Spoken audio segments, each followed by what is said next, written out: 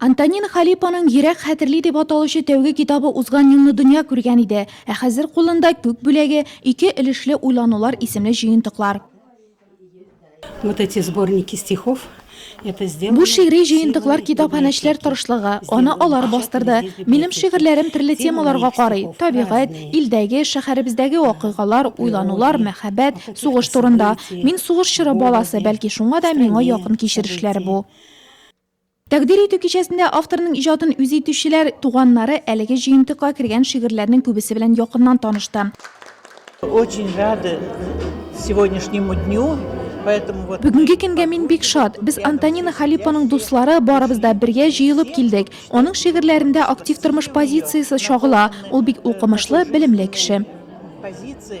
Ә бит китапханәчеләр тырышлыгы булмаса, бу җыентыклар дөнья күрә алмас иде. Китап нәшер итү үтә чыгымлы, күп вакыт сорый торган хезмәт. Үзе китапханә белгечләре Антонина Халипа әсәрләрен бер ай дигәндә 3 брошюрага туплый. Нәтиҗәдә китапның бюджетлы варианты пәйда була. В этом году мы попытались... Быел без Антонина Алексеевна белән бергә брошюралар бастырырга өйрәндек. Бу җиңел эш түгел. Аны версткаларга тикшерергә, төзәтергә кирәк. Тиражыбыз зур түгел. Һәр җыентык 50 данәдә бастырылды. Беренче тәҗрибәбез уңышлы килеп чыкты дип уйлыйм.